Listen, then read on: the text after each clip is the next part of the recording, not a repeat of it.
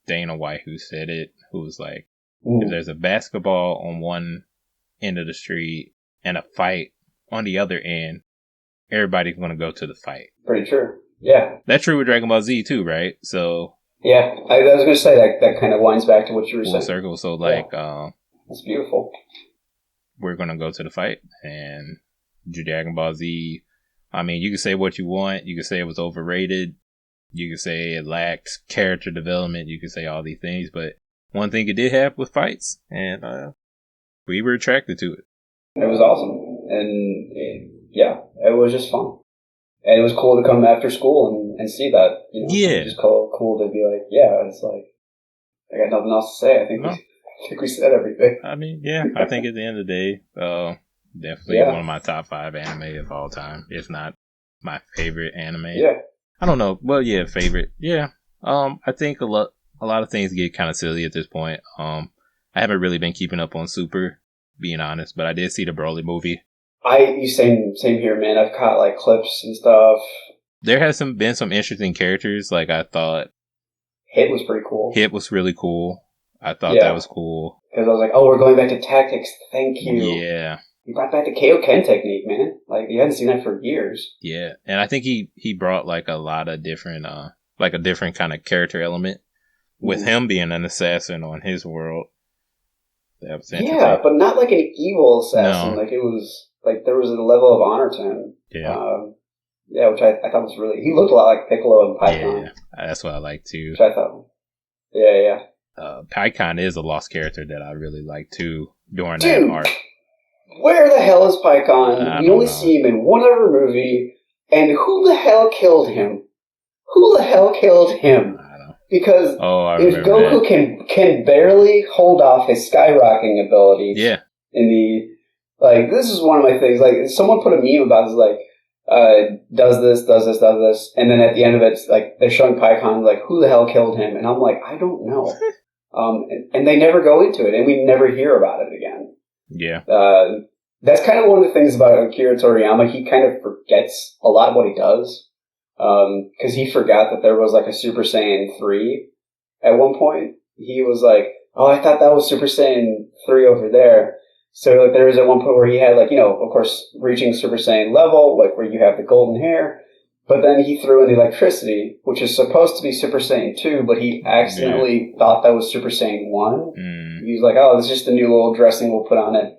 And then so we did Super Saiyan 3, that's when he had like the big forehead and the long hair and everything. Like other interesting things I saw in Super, the 2 Saiyan girls who merged into the Broly like female character. Cabbage and Kaba and something, Kale? Yeah, and they actually that was like the initial kind of story, like kind of development on that type of Super Saiyan. Yeah. That they kind of carried over to explain Broly, to set him up in Super, the movie. They're caring about their like writing universe now, which is really cool. Mm-hmm. It's good to see that. Yeah. As opposed to like we had mentioned before, like whenever they would do movies, first of all, they were awesome. Like the Dragon Ball Z movies are awesome. They're 50 minutes long. They get everything done. They keep your attention. Some of them. Yeah, handfuls of them. Maybe saying all of them is not accurate, but like a handful of them are really good. But I'm talking about like how they were made. Like they're 50 minutes. Yeah. Whereas opposed to like some of the saga arcs, we could probably lose like half the episodes. Let's be quite honest. Like. Oh yeah, absolutely. Especially with the Frieza, especially with certain parts of the Cell saga. Yeah. Garlic Jr. saga. I actually, that has a dear place in my heart just because it's so ridiculous. But I think one thing for me at least that suffered with the Garlic Jr. saga, it was like introduced in a movie, right? First. Yeah. So, but then it's like the movie isn't canon. But then that movie was canon. I don't. Yeah, it doesn't make, because it's like when Goku, I think, has like when Gohan's still a kid or something like that. Yeah, and like very, very young. Yeah, it's like a weird placement because it's like, is this supposed to be before Raditz? But nobody knew Gohan had fighting potential before Raditz. Right, yeah. And if it's after Raditz, before Nappa and Vegeta show up, Goku's supposed to be dead, but he's not dead. Right. But he should be in Outworld at this point with King Kai or King Yama, one of the two at this point. Yeah, Toriyama's not very good at keeping the dots straight, essentially. He's like, oh, whoops, gotta go back and fix it. But that's okay. He can do what he wants. Obviously. Within reason. But yeah, they were 50 minutes long, and like BoJack was a really good one. It makes you think of the Cell Saga again, but you don't know where exactly it's placed. Yeah, no clue. And then no clue at all, and then it turns out to just not be. And then it never happened. Yep. Like we're just gonna drop it all completely. I mean, I think it's annoying as a fan when you're trying to place it, but I think when you take it as it is, you know what I mean? To be like, hey, here's a break from the traditional story. Here's a theatrical film. Well, in Japan, it's a theatrical film. Yeah, it's a big deal. Yeah. So, yeah. I guess if you take yourself away from trying to insert it, try to make it work, these are some really good side stories. I definitely enjoyed a lot of them. Yeah, I definitely did too. Like, I remember when they finally announced in like 2015 that they were going to make a Dragon Ball Z movie. That was a follow-up to everything that had happened so far. And being super excited. I wore this exact shirt. Went to the theater in West Olive because it was the only place that was showing it. Yeah. I get to the screen. I kid you not. They had hooked up a PS3 to the projector, and they they put it in DVD, and they opened up a file, and it was like a pirated version of it. Nice. and it was Bell the guy. It was so like everyone in the theater just starts laughing. It just starts laughing. And then it just starts. And then it just starts. And you forget all about it. It just starts. And we go like we have no other way of seeing this, so whatever. And so we saw it, and it was in English, and I was like, oh, this is great. And then it garnered so much reputation that they were like, that's when Super was starting to be put in production. And so then they did Resurrection of F. So if you've seen both of those movies, you can actually skip right to season 3 of Super. Yeah. So that's what I've been hearing. Yeah. At this point, I feel like I've seen the God of Destruction movie just from the clips and then also from video games. Yeah. Lord Beerus is cool. Yeah, it was interesting. I don't know enough about the character. Maybe if I actually sat and watched it, I could say, hey, this was a good direction for them to go. Yeah, it's fun. I just like the voice actor they have for Beerus. He does a good job. And I find it interesting how like the guy that has the halo and the staff is actually his trainer. Right. He's stronger than him. And they're apparently called the Angels or something like that. One of my buddies is seen all of Super and tells me all about it. Let's not forget that Goku will get stronger than all of these people. I think we both seen the clips where they hint at it with his new form, where he's able to beat Ultra Instinct, you mean? Yeah, where he's able to go up with Jiren, who is said to be stronger than his God of Destruction and his Angel. Right. There's so much mystery behind Jiren that like, at least as far as I know at this point, I know nothing. Right. He looks like Kermit the Frog's albino cousin, and who had way too much creatine. That's right. Essentially. Yeah. Too much there. No, you got to call a spade a spade. That's steroids. Anime steroids. That's right. That is going to be the title of this episode. Anime steroids. That's what all these characters are. Yeah, I think it's interesting of where they're going. I hope they do more in terms of like good story writing. Yeah, I'm glad the anime is back in a lot of ways, even though I'm not watching it currently. Because for me, a little bit when they were just releasing the games without like that content, I was just kind of in a place where it's like, how many times are we going to tell the same 3 sagas over in a video game? And then we actually, that they actually get away with it and actually get people to buy it. Right. Yeah, I had gotten to a point where I was just done with it. I just kind of, at that point, I was hating to see one of my favorite shows just dragged out because it was lacking any original content. That's how I kind of felt about it too. I was like, I'd rather Toriyama in the story and then do something else, like make a new world. Right. Which I know is a tall order. But I'd rather that happen than just kind of nickel and dime me for new stories or new like games that are the same thing. Yeah, absolutely. Yeah. So like, Dragon Ball Z for me is just basically like, I definitely see the Dragon Ball Z babies that show up in newer animes. It's cool to see that show up in other animes. I'm trying to think of a good example. Megalobox, which is this anime that's you saw it. Oh, cool! I don't think I've talked to you about this then. Well, essentially for our listeners, it's not really clear about what the state of Earth is, but it's essentially like there's a lot of there's very, very rich and there's very, very poor, and this new sport has come in, and specifically like they just attach these cyber devices to said bodies. And they basically go into the ring and beat the shit out of each other, is the summation of it. And the main character's name is Joe, or he goes by Joe. We don't actually know his real name. And it reminds me a lot of Cowboy Bebop and how it runs in terms of like the music and style. Yeah. To keep your cyber exoskeleton like going, you have to have a lot of resources, have to be wealthy. And when they go on their first fight, it gets destroyed. And there's nothing in the rules that says you have to have an exoskeleton. So they get in that way. Yeah. And essentially, like, he takes the title Gearless Joe. And the way he keeps on just getting pummeled and pummeled and pummeled makes no sense. Yeah. He should be dead. But it's really cool to see his determination to get through and to get to the top. And they're mixed up into some crime that they're winning the championship to get out of that. It reminds me a lot of there. Definitely OnePunchMan has it. Other animes that are really good for it. Yu Yu Hakusho has some sprinkles about it too. Yeah. Yeah, I love seeing the Dragon Ball Z babies that show up everywhere. And I'm never going to get tired saying that phrase. That's so much fun.